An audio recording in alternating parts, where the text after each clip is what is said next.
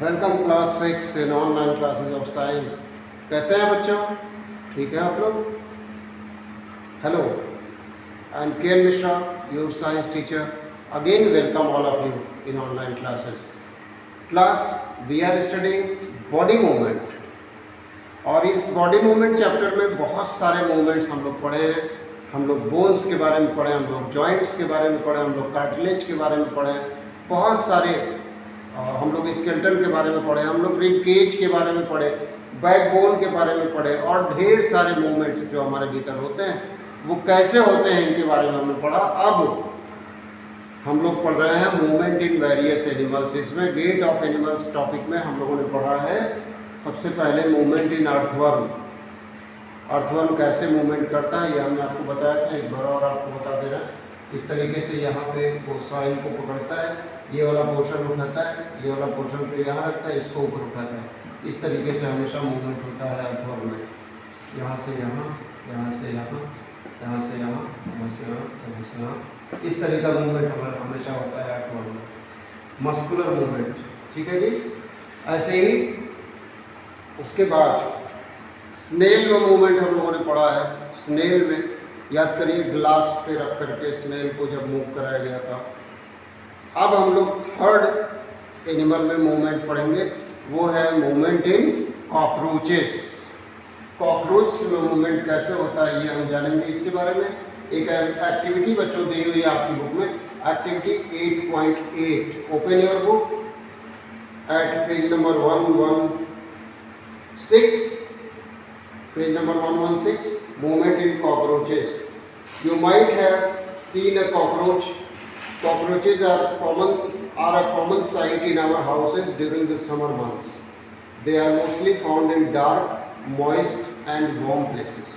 Dark में होता है, रात में कभी अचानक किचन जब खोलते हैं और लाइट जलाते हैं तो ढेर सारे कॉकरोच इधर से उधर भागते दिखाई देते हैं। क्यों? क्योंकि जब तक डार्क था तब तक वो सब प्रेजेंट थे। आपने लाइट जला के उनको डिस्टर्ब कर दिया और वो सब इधर उधर छिपने की जगह ढूंढ रहे हैं। ठीक है जी। तो लिखा हुआ है कि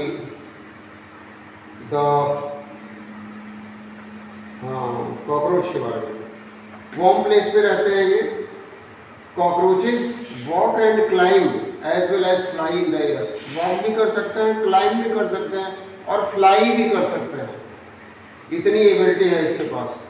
They have 3 pairs of legs. These helps in walking.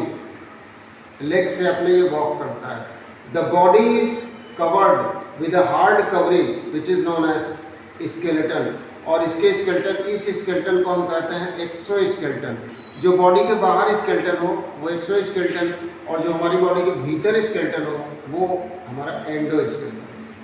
ठीक है जी। This outer skeleton is made up of different types of joints which join together, small units join together, and they permit some special types of movements. There are 2 pairs of wings attached to the breast. 2 pairs of wings, तो चलने के लिए, walking करने के लिए इनके पास legs हो गए 3 pairs, और उड़ने के लिए इनके पास हो गए 2 pairs of wings. There are 2 pairs of wings attached to the breast. The cockroaches have distinct muscles. Those near the legs move the legs for walking. The breast muscle move the wings when the cockroach flies. 2 अलग अलग तरह के muscles के बारे में book में लिखा हुआ है आपके। जो लेग्स के पास मसल्स होती हैं वो लेग में मूवमेंट कराते हैं, तब वो कॉकरोच वॉकिंग करता है वन प्लेस से अनदर प्लेस पे। और जो मसल्स विंग से अटैच रहती हैं वो विंग का मूवमेंट कराती हैं, जिससे वो कॉकरोच फ्लाई करता है। बहुत ज़्यादा फ्लाई नहीं है कि ऊपर आसमान में देखो कॉकरोच उड़ रहा है, ऐसा नहीं। To some extent only they are able to fly. केवल कुछ दूर तक ये हो सकता है। तो ये इतना ही लिखा हुआ है आपकी बुक में कॉकरोच में मूवमेंट के बारे में। ये डायग्राम ड्रॉ करेंगे students. Figure 8.24 parts of locomotion in A cockroach. ये फिगर ड्रॉ करेंगे। ये फिगर समझ में आ रहा है जी? ये आपका होमवर्क है। यही पे एंड होता है कॉकरोच में मूवमेंट। अब बर्ड्स शुरू होता है आगे से। बर्ड्स, थोड़ा सा बर्ड्स के बारे में जानते हैं, उसके बाद बर्ड्स का स्केलेटन भी पढ़ेंगे, लेकिन पहले बर्ड्स के बारे में जानते हैं। हम आपको बताएं बर्ड्स के पास आप जानते होंगे कि खाली 1 पेयर ऑफ लेग होता है, 1 ही पेयर लेग तो देखते हैं बर्ड का, लेकिन ऐसा नहीं है बच्चों। They are having 2 pair of legs, 2 pair. ठीक है, पहले लेग को साइंस में लिम्ब कहते हैं, लेग को साइंस में लिम्ब कहते हैं। तो 2 पेयर लिम्ब्स होते हैं बर्ड्स के पास। जो फर्स्ट पेयर होता है आगे वाला, उसको हम कहते हैं फोर लिम्ब, FORE। और जो सेकेंड पेयर होता है पीछे वाला, उसको हम कहते हैं हाइंड लिम्ब, हाइंड लिम्ब। तो जो बर्ड्स होती हैं उनका यही 4 लिम्ब डेवलप हो जाता है विंग्स में, with the help of which they are able to fly। और ये जो सेकेंड है, सेकेंड पेयर हाइंड लिम्ब वाला, इससे वो वॉक करते हैं एक जगह से दूसरी जगह। ठीक है, तो birds are having 2 pairs of limbs. The front pair, front मतलब आगे वाला, is known as 4 limb and it is converted, it is modified into wings and help in flying। And second pair is known as hind limb, which is used for walking purpose। ठीक, और देखते हैं आपकी book में क्या लिखा हुआ। आपकी बुक में लिखा हुआ है कि birds fly in the air and walk on the ground. दोनों काम करते हैं, बर्ड्स दोनों काम करते हैं। Some birds like duck and swans also swim in water. ऐसी भी बर्ड्स आपने देखे होंगी जो वाटर के भीतर स्विम करती हैं। The birds can fly because their body is streamlined shape. इनकी बॉडी स्ट्रीमलाइन शेप की होती है, which is suited for flying. Streamline का मतलब क्या होता है? स्ट्रीमलाइन का मतलब होता है बच्चों, जब बॉडी बोट के शेप की हो, आगे बॉडी का आगे का पोर्शन ऐसे बोट के वी के शेप में हो। तो जब बॉडी वी के शेप में होगी तो वो एयर में फ्लोट करने में, यानी कि विंग्स की सहायता से, विंग्स की हेल्प से ये एयर में क्या करते हैं, एयर में उड़ते हैं ना, फ्लाई करते हैं। ये फ्लाई करने में भी इजी रहेगा अगर वी शेप का है बॉडी तो। और अगर वी शेप का बॉडी है तो वो पानी के भीतर इनसाइड द वाटर स्विमिंग में भी हेल्प करेगा। ये कट करेगा पानी को, जब पानी के भीतर होगा पानी को कट करेगा, जब एयर में होगा एयर को कट करेगा। तो V shape body, V shape body is also known as streamlined body which help birds for flying and swimming inside the water respectively। The bony part of the forelimb are modified into wing। ये बात हम बता चुके हैं आपको, forelimb modified हो जाता है wing में। एक और एडेप्टेशन है बर्ड्स का, बर्ड्स की जो बोन्स होती हैं वो बहुत हॉलो होती हैं। बोन्स जो होती हैं वो हॉलो होती हैं, और हॉलो होने की वजह से और स्पॉन्जी होती हैं। इस वजह से इनकी जो बोन्स हैं इनकी, इसीलिए बहुत लाइट होती हैं वेट में। Bones are light in weight because these bones are spongy and hollow, so they are light in weight. अब अगर किसी बर्ड के बोन का वेट बहुत अधिक हो तो वो कैसे उड़ पाएगी ऊपर? नहीं उड़ पाएगी। So this is an adaptation for birds. ठीक है जी। फिर आगे लिखा हुआ है the bony part of the fore limb are modified into wing. The shoulder bone are strong. The breast bones are modified to hold muscles of flight which are used to move the wing up and down. Up and down wings move करते हैं ना।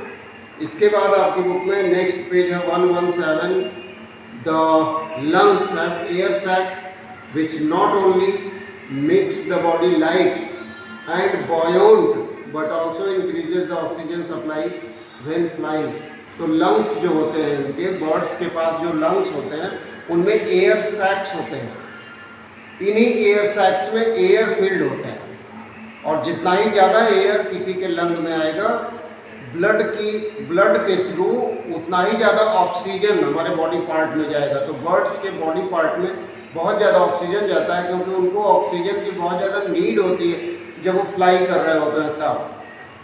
ठीक है, तो air sacs are present in the lungs of birds. These air sacs helps in double breathing as the air help in double breathing लिखा है, double breathing as the air crosses the lungs twice both during breathing in and breathing out। जब ये breathe in करते हैं तब भी air sac में air रह जाते हैं, जब बाहर निकलते हैं तब भी एयर, यानी कि 2 बार डबल रेस्पिरेशन इनमें होता है। The wings and tail in birds are reinforced with various types of feathers which provides an extended surface। ये भी खास बात है, बर्ड्स का जो बॉडी होता है वो हमेशा फेदर से कवर होता है। फेदर से कवर क्यों? उनके टेम्परेचर को, बॉडी टेम्परेचर को मेंटेन करने के लिए, क्योंकि फेदर्स जो होते हैं वो बहुत बैड कंडक्टर होते हैं हीट के, यानी कि इंसुलेटर की तरह काम करते हैं। तो since feathers present upon the body of birds are insulator in nature, so they protect the heat of the body of these birds to escape out from their body। उनकी बॉडी से heat को बाहर जाने से prevent करते हैं कौन? Feather. और बाहर की जो सराउंडिंग एटमॉस्फेयर की जो ठंडक है, जो कोल्ड टेम्परेचर है, उस कोल्ड टेम्परेचर को बॉडी में आने से भी रोकते हैं ये। तो बॉडी को, बर्ड्स की बॉडी को प्रिवेंट करते हैं कौन? फेदर्स। ठीक है जी। इसके बाद लिखा हुआ है the shape of the wing is such that air passes with greater speed from its upper surface than the lower surface। Wing की जो बनावट होती है, जो मॉर्फोलॉजी होती है विंग की बर्ड्स के, वो ऐसी होती है कि ऊपर के सरफेस से ज़्यादा एयर पास करे in comparison to lower surface of wing. ठीक है। This creates a high air pressure below the wing which causes lifting up of the wing। Lifting up of the wing यानी कि उस bird को लगातार ऊपर, अगर नीचे का एयर प्रेशर अधिक होगा, ऊपर का एयर प्रेशर कम होगा, तो बर्ड नीचे से ऊपर की तरफ जाएगा। तो आपकी बुक में वही बात लिखी हुई है कि greater speed from its upper surface than the lower surface. Lower surface से ज़्यादा, यही बात लिखी है। फिर आगे लिखा हुआ है कि lifting up of the wings, and as a result of this these birds soars high up in the sky। ये बहुत हाई चली जाती हैं बर्ड्स स्काई में, इसी वजह से। बर्ड्स कैसे फ्लाई करती हैं स्काई में, ये आप हमको बताएंगे। हमारे एक होमवर्क आपको दे रहे हैं। पहली बात तो आप रिवाइज करिए, जो कुछ हमने दिया है इसको आप रिवाइज करिए, रिवाइज डॉट पेजेस। ठीक है। और दूसरा होमवर्क आपको हमने दिया है एक फिगर बनाने के लिए, और तीसरा होमवर्क आपको दे रहे हैं, आप उनको बताएंगे how bird fly in air. इस क्वेश्चन का आंसर हमको आप बताएंगे। ठीक है बच्चों, this is your homework and this is all for today students। Stay home class and be safe। Thank you class 6। Thank you।